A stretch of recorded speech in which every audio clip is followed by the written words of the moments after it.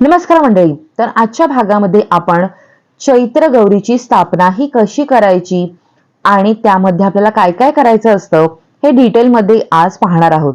चला तर मग व्हिडिओला सुरुवात करूयात. तर ह्या ना माझ्या देवांच्या मूर्ती आहेत ना, त्या चांदीच्या आहेत. त्यामुळे त्या किती काळ्या पडल्या आहेत तुम्ही बघू शकता. त्यामुळे सर्वात आधी मी ह्या सगळ्या स्वच्छ करून घेणार आहे आणि मग त्यानंतर मी देव्हाऱ्यामध्ये वस्त्र वगैरे सगळं चेंज करणार आहे. तर चला आधी मी सगळं स्वच्छ करून घेते. चांदीच्या मूर्त्या ना मी रुपेरी लिक्विडने स्वच्छ करते.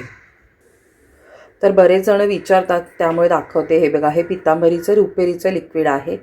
त्याने मी सर्वात आधी ह्या मूर्ती सगळ्या स्वच्छ करून घेणार आहे.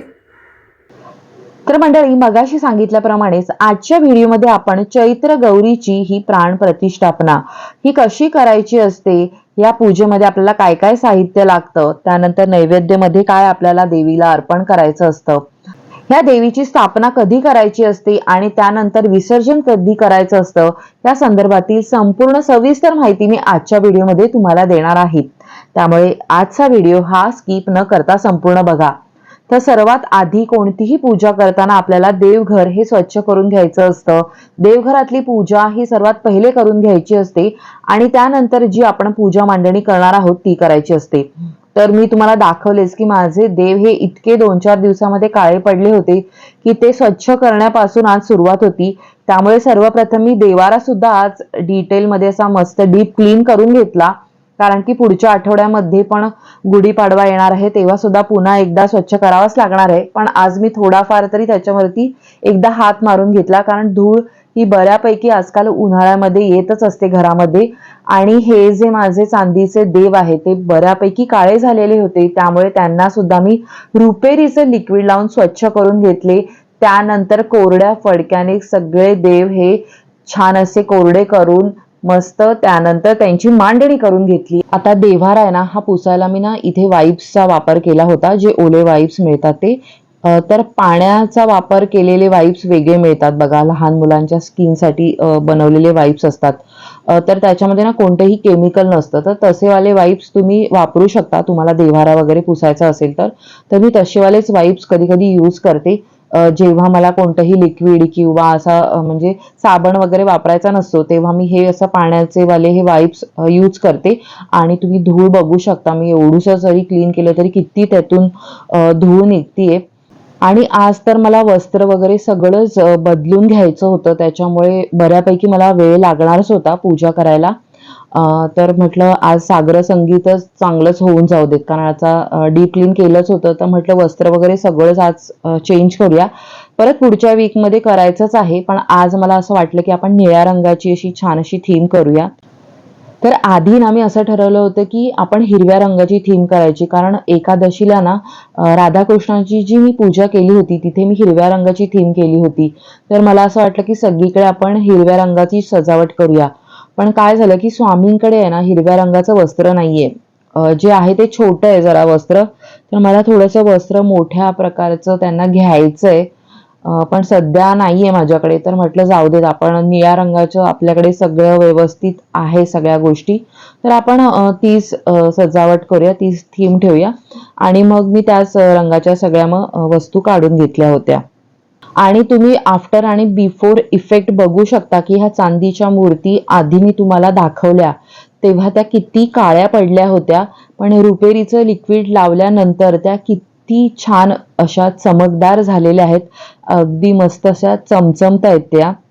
तर हे बाळकृष्णाचं मी तुम्हाला वस्त्र दाखवत होते, हे ना मी त्याला जन्माष्टमीला घातलं होतं, त्याच्यानंतर आता मी काढलं होतं आणि ते सुद्धा थीम सोबत जात होतं. तर त्याला जे मोर पिसार आहे तो मी तुम्हाला दाखवत होते की खूप सुंदर आहे ते वस्त्र. अगदी घातल्यावरती ना आपला बाळकृष्ण खूप छान अगदी असा राजबिंडा दिसतो.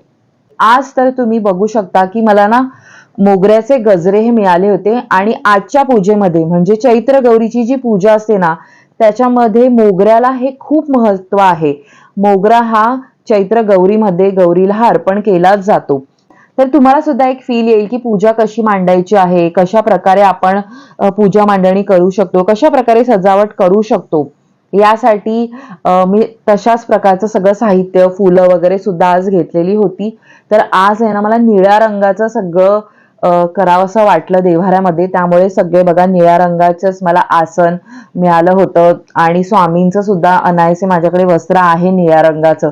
तर सगळं छान असं निळशार देवघर आज झालेलं होतं आणि तुम्ही बघू शकता की किती सुंदर आज पूजा झालेली होती. कधी कधी आपण जसं ठरवतो ना तसं न होता आपण जसं ठरवलं त्याही पेक्षा काहीतरी चांगलं घडून जातं, तसं आजच्या पूजेमध्ये झालेलं होतं.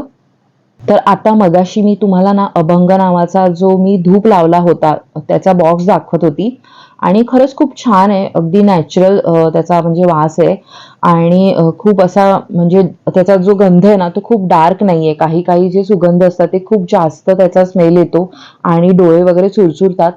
तर ह्याच्यामुळे तसं काही होत नव्हतं आणि त्याची जी वडी आहे ना ती ना बऱ्यापैकी मोठी सुद्धा होती. मला तरी त्याचा वास खरंच खूप चांगला वाटला. अगदी मंद असा गंध होता त्याचा. तर तुम्हाला जर हा खरेदी करायचा असेल तर मला वाटतं त्यांचं ऑनलाईन वेबसाईट सुद्धा आहे. तर तिथून सुद्धा तुम्ही हा खरेदी करू शकता. तर येस, तुम्ही आता मगासपासून चैत्र गौरीच्या पूजेची वाट बघत असाल की कशी त्याची प्रतिष्ठापना करायची आहे. तर त्या पूजेची आता मी सुरुवात केलेली आहे. तर सर्वात पहिले मी काय करते, ही जी कैरी आहे ना ह्याला ना जरा मला पॅरेट च्या रूपामध्ये असं पेंट करून घ्यायचं होतं आणि म्हणून ना मी त्याची चोच ही वॉटर कलरने रंगवून घेत होती. तर लाल रंग मी हे जे कॅम्लिनचे वॉटर कलर असतात ना तेच वापरलेले आहे. लाल आणि काळ्या रंगाचा मी इथे वापर केलेला आहे. तर सर्वप्रथम ना मी कैरीला असं छान असं चोच रंगवून घेतली लाल रंगाने आणि त्याच्यानंतर डोळे सुद्धा रंगवून घेतले आणि मग जसं त्याच्या पोपटाच्या कंठाकडे बघा एक काळ्या रंगाची अशी छोटीशी रेष असते, तर ती सुद्धा मी ड्रॉ करून घेतली.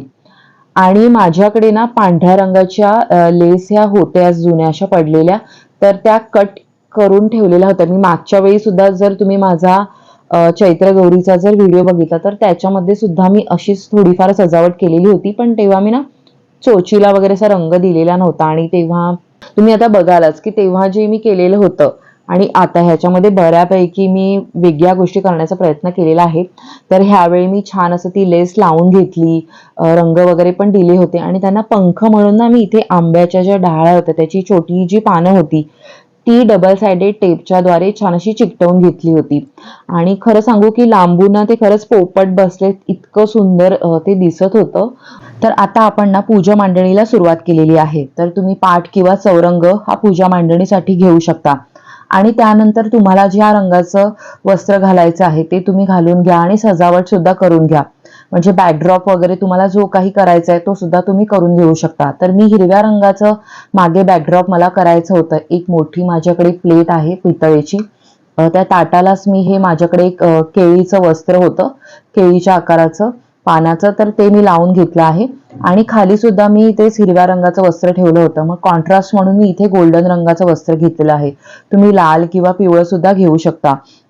आणि त्यानंतर मग आपण मांडणीला सुरुवात करायची आहे. सर्वात प्रथम आपल्याला ही दौल गौरी म्हणजे झोपाळ्यावर बसलेली गौरी अशी मी सजवणार होते. तर काही जण हत्तीवर बसलेली गौरी अशी सुद्धा सजवतात. जर तुमच्याकडे हे दोन्ही गोष्टी नसतील तर तुम्ही साधी तांदळामध्ये सुद्धा ठेवून वाटीमध्ये किंवा एखाद्या प्लेटमध्ये तांदूळ घ्या आणि त्याच्यामध्ये तुम्ही आपली ही अन्नपूर्णेची मूर्तीही ठेवू शकता. तर मीच इथे पाळण्यामध्ये ठेवणार होती, झोक्यामध्ये, म्हणून मी ती सर्वप्रथम तो झोका छान असा मोगऱ्याच्या फुलांनी गजऱ्यांनी असा मस्त सजवून घेतला. तर त्यानंतर आपल्याला काय करायचं आहे की आपल्याला प्रतिष्ठापनेला सुरुवात करायची आहे. तर सर्वात पहिले मी सुपारी घेतलेली आहे, कारण की मी देवाऱ्याच्या खाली ही पूजा मांडणी वेगळी मांडत होते. जर तुम्ही देवाऱ्याजवळच मांडणार असाल तर तुम्ही गणपती बाप्पाची तुमची देवाऱ्यातली मूर्ती सुद्धा घेऊ शकता. तर इथे मी सुपारी म्हणून घेतलेली आहे. तर तुम्ही सर्वप्रथम दुधाने आणि पंचामृताने गणपती बाप्पांना अभिषेक करून घ्या आणि मग त्यांची तांदळावरती स्थापना करून घ्यायची. त्यांना हळद कुंकू व्हायचं, लाल फूल व्हायचं आणि अक्षता थोड्याशा वाहून घ्यायच्या आणि त्याच्यानंतर त्यांना गुळ खोबऱ्याचा नैवेद्य दाखवून झाला की त्यानंतर मग आपण अन्नपूर्णा देवीचा सुद्धा तसाच हा पंचामृताने अभिषेक करून घ्यायचा. सर्वप्रथम शुद्ध जलाने त्याच्यानंतर पंचामृताने असा अभिषेक करून झाल्यानंतर आपण जो झोपाळा तयार केलेला आहे, छान असा फुलांनी सजवलेला आहे, त्याच्यामध्ये अक्षता थोड्याशा वाहून घ्यायच्या आणि त्या अक्षतांवरती आपण आपल्या अन्नपूर्णा देवीची ही स्थापना करून घ्यायची आहे. आणि ही स्थापना बघा आपल्याला कधी करायची असते, गुढीपाडव्यानंतर तिसऱ्या दिवशी जी तृतीया येते तेव्हापासून त्या दिवशी तिची स्थापना करायची आणि तेव्हापासून अक्षय तृतीयेपर्यंत असं महिनाभर या देवीची आपल्याला पूजा करायची असते. एकदा स्थापना केल्यानंतर तुम्हाला तिथे हलवायचं नाही. आज कशी आपण स्थापना करताना पंचामृताने देवीला अभिषेक केला आणि तिची स्थापना केली, तर तसं दररोज करायची काही गरज नाही. एकदा स्थापना केल्यानंतर दररोज आपण तिला धूप, दीप, नैवेद्य हे अर्पण करायचं, आरती म्हणायची तिची, एवढ्याच गोष्टी करायच्या असतात. आणि नैवेद्य दाखवताना तुम्ही छान असा गोडाचा नैवेद्य हा दाखवू शकता. आणि ह्या देवीचं बरं का मोठ्या असं धूमधडाक्यात बरेच लोक हळदी कुंकू सुद्धा घालतात, तर ते हळदी कुंकू सुद्धा घालायचं आणि त्याच्यामध्ये काय द्यायचं असतं तर वाटली डाळ आणि कैरीचं पन्ह हे देण्याचा मान असतो. आणि देवीला नैवेद्य सुद्धा दाखवताना रोज काहीतरी गोडाचा छान असा नैवेद्य दाखवा. आपल्या जेवणाचं नेहमीचं जे आपण स्वयंपाक करतो त्याच्यामध्ये बघा वरण भात, कोशिंबीर भाजी, एक ओली भाजी हे तर सगळं बनवतोच, तर त्याशिवाय तुम्ही पन्ह, एखादा गोडाचा पदार्थ हे सुद्धा त्याच्यामध्ये आपण आवर्जून देवीला द्यायचं. कारण चैत्र महिन्यामध्ये ह्या गोष्टींना खूप जास्त महत्व असतं. आणि हळदी कुंकाला सुद्धा बरेच जण वाटली डाळ, पन्ह हे देतातच, त्यासोबत हरभरे सुद्धा देतात, तर ते सुद्धा द्यायचे. बरेच जण बघा भोंडला सुद्धा यावेळी चैत्र महिन्यामध्ये खेळतात. तर हळदी कुंकाला तुम्ही तुमच्या मैत्रिणींना बोलवा, छान असं मस्त हळदी कुंकू करा, ज्यामुळे आपल्या मैत्रिणींना सुद्धा आपल्याला भेटता येतं. तर अशा प्रकारे ही छोटीशी अशी पूजा असते बघा आपल्या घरामध्ये. या पूजा केल्यामुळे आपल्याला खरंच खूप प्रसन्न वाटतं. आणि सगळेच आणि अजून एक गोष्ट की सगळेजण त्यानिमित्तानं आपल्या घरी येतात आणि प्रत्येकाच्याच घरी ही चैत्र गौर बसते असं नाहीये. ज्यांच्या घरी परंपरा चालू असते पहिल्यापासून त्यांच्याच घरी ही बसवली जाते. त्याच्यामुळे तुमच्या घरी जर असेल परंपरा तर तुम्ही ही करू शकता. आणि जर तुम्हाला सुरुवात करायची असेल तर गुरुजींचा तुम्ही सल्ला घ्या, तुमचे जे कोणी गुरुजी असतील त्यांचा सल्ला घ्या. आणि जर तुम्हाला सुरू करायची असेल तर त्यांचा सल्ला घेऊन त्यानुसार तुम्ही ही चैत्र गौरीची पूजा ही करू शकता. हो, हे सगळं पूजा वगैरे झाल्यानंतर एक महत्वाची गोष्ट सांगायची राहिली, ती म्हणजे तुम्ही देवीची ओटी सुद्धा भरायची. मग तुम्ही सौभाग्य अलंकार वगैरे पण ठेवू शकता, आपला जो खण नारळ असतो त्यासोबत. आणि एखादी सवाष्ण सुद्धा तुम्ही या पूर्ण चैत्र महिन्यामध्ये बोलवू शकता जेवायला, तर तिचा सुद्धा मान सन्मान हा करायचा. आणि त्यानंतर बघा चैत्र गौरीची आरती सुद्धा आपल्याला दररोज ही म्हणायची आहे.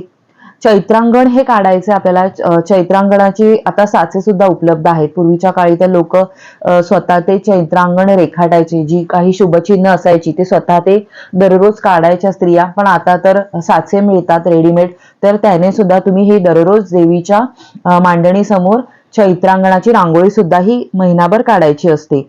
म्हणजे तृतीयेपासून, खरं तर गुढीपाडव्यापासून सुद्धा तुम्ही सुरुवात केली ती रांगोळी काढायला तरी सुद्धा चालतं. ती अक्षय तृतीयेपर्यंत हे चैत्रांगणाची रांगोळी ही काढायची असते.